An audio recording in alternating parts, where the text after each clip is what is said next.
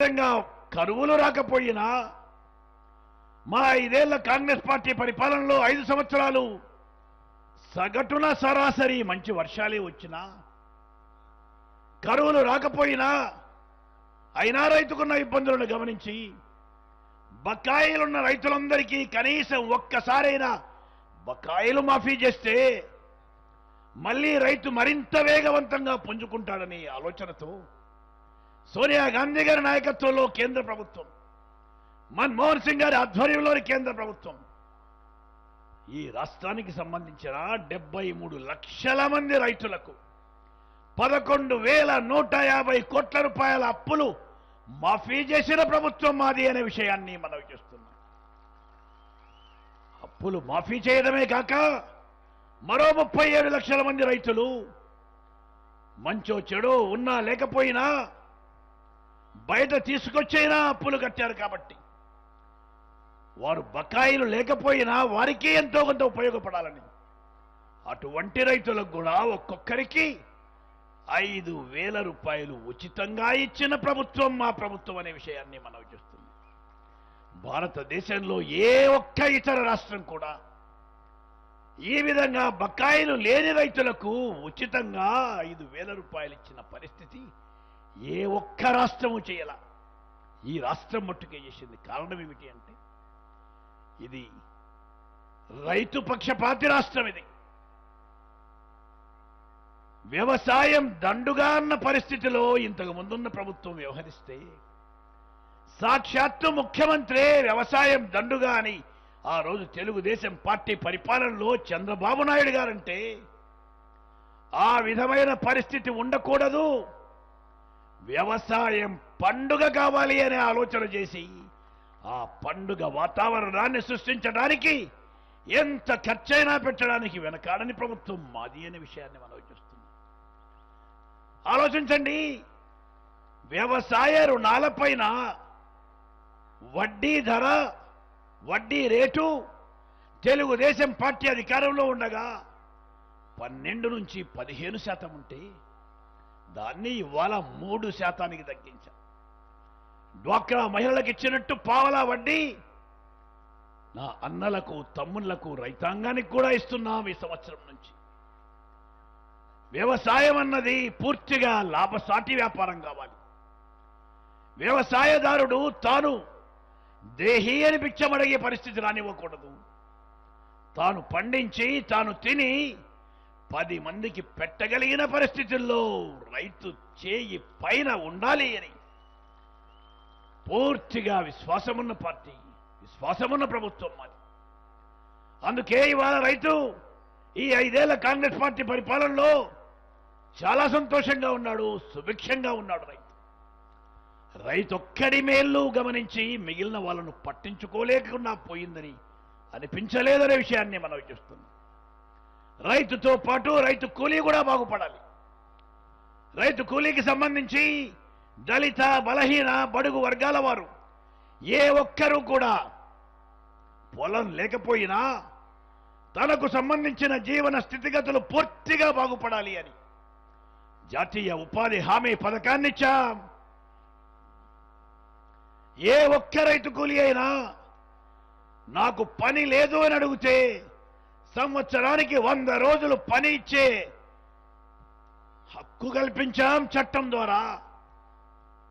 ఇవాళ పనులు ఇస్తున్నా ఒక్కొక్క జిల్లాలో సగటున 200 కోట్ల రూపాయల పనులు జాతీయ ఉపాధి హామీ పథకం ద్వారా ఖర్చు పెడుతున్నాం.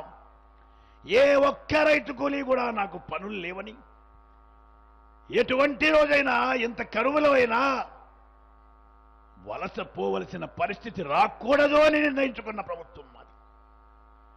కాబట్టే వాళ్ళ రైతు కూలీలు సంతోషంగా ఉన్నారు. ఇప్పుడే అంత తొందరపడతాను, ఇంకా చాలా ఉన్నాయి నేను చెప్పేటి. కూర్చో కూర్చో కూర్చో చెప్తా, 1:20కి పూర్తి చేస్తా. ఇవాళ ఆలోచించండి, రైతు కూలీకి తెలుగుదేశం పార్టీ అధికారంలో ఉన్నప్పుడు ఎప్పుడైనా కరువు వస్తే, కరువు వచ్చినప్పుడు కేంద్ర ప్రభుత్వం ఇంత బియ్యం ఇచ్చి ఆ బియ్యం రైతు కూలీలకు ఇచ్చి వారితో పనులు చేయించమంటే తెలుగుదేశం పార్టీ అధికారంలో ఉండగా ఆ బియ్యం రైతు కూలీలకు చెందలా కేవలం తెలుగుదేశం పార్టీకి సంబంధించిన పచ్చ చొక్కాల కాంట్రాక్టర్లు పందికొక్కుల్లా బియ్యాన్ని భోంచేసిన పరిస్థితి ఇంకా మర్చిపోలేదు మీరనే విషయాన్ని మనవి చేస్తున్నాం. ఈ రోజున జాతీయ ఉపాధి హామీ పథకంలో మీలో ప్రతి ఒక్కరికి కూడా ఎవరు పని చేసినా వారు చేసిన పనికి తగ్గట్టు పని కూలి పారితోషికం నేరుగా వారి పేరుతో బ్యాంకుల్లో వారి పేరుతో పోస్ట్ ఆఫీసుల్లో అకౌంట్లు ఓపెన్ చేసి ఆ అకౌంట్లలో నేరుగా జమ చేసిన పరిస్థితి అత్యంత పారదర్శకంగా జరుగుతుంది ఈరోజు కాంగ్రెస్ పార్టీ పరిపాలన. మా దగ్గర పందికొక్కులు లేవు, మా దగ్గర కాంట్రాక్టర్లు లేరు. జాతీయ ఉపాధి హామీ పథకం చాలా పద్ధతిగా జరుగుతుంది అని చెప్పి భారతదేశంలో అగ్రగామి రాష్ట్రంగా ఆంధ్రప్రదేశ్ నిలబడిపోయిందనే విషయాన్ని మనం చూస్తున్నాం. ఇక నా అక్కలు చెల్లెళ్ళు డ్వాక్రా మహిళల విషయానికి వస్తే మా అధ్యక్షురాలు సోనియా గాంధీ గారు చాలా ఖచ్చితంగా చెప్పారు, ఈ ప్రభుత్వం ఉన్నది నా అక్కల చెల్లెళ్ళ కోసం, వారికి ఏ విధమైన ఇబ్బంది రానివ్వకూడదు, వాళ్ళల్లో ఏ ఒక్కరి ముఖంలో కూడా బాధ కనపడకూడదు, వారి కళ్ళల్లో వెలుగులుండాలి, వారి కళ్ళల్లో కన్నీళ్లు రాకూడదు అని, దానికి ఎంతైనా ఖర్చు పెట్టమని మాకు మా అధ్యక్షురాలు సోనియా గాంధీ గారు ఖచ్చితమైన ఆదేశాలు ఇచ్చారు 5 ఏళ్ల క్రితమే. కాబట్టి నేను అధికారంలోకి వచ్చిన మొట్టమొదటి సంవత్సరంలోనే నా అక్కలు చెల్లెళ్లకు డ్వాక్రా మహిళలకు పావలా వడ్డీకి రుణం ఇచ్చే ఏర్పాటు చేశాం. ₹1 కోటి కాదు, 5 కోట్లు కాదు, ఒక్కో మండలంలో 10 కోట్లు 12 కోట్ల రూపాయలు రుణాలు తీసుకుంటున్నారు. డ్వాక్రా మహిళల్లో ప్రతి ఒక్కరూ కూడా గొర్రెలు కొన్నారు, బర్రెలు కొన్నారు, వ్యాపారాలు చేస్తున్నారు, అంగళ్ళు పెట్టుకున్నారు. మీ భర్తల ఆదాయానికంటే ఏమాత్రం తక్కువ లేకుండా మీ ఆదాయాలు పెరిగాయి. మరో సంవత్సరంలో 2 ఏళ్లలో మీలో ప్రతి ఒక్కరిని కూడా లక్షాధికారి చేసినంత వరకు మా ప్రభుత్వం నిదురపోదు అనే విషయాన్ని మనం చూస్తున్నాం. మీరింత గొప్పగా ఎదుగుతున్నారు కాబట్టి, మీరింత గొప్పగా పనిచేస్తున్నారు కాబట్టి, మీరు క్రమశిక్షణతో ఒక సంఘటిత శక్తిగా నిలబడ్డారు కాబట్టి మిమ్మల్ని చూసి మరిన్ని మేలు చేయాలనే ఆలోచనతో ఈ రాష్ట్ర ప్రభుత్వం కొత్తగా మీకు మరో కార్యక్రమాన్ని ఇచ్చింది, అభయ హస్తం ఇచ్చింది. మీకు మీలో ఏ ఒక్కరైనా 60 సంవత్సరాల వయసు వచ్చేసరికి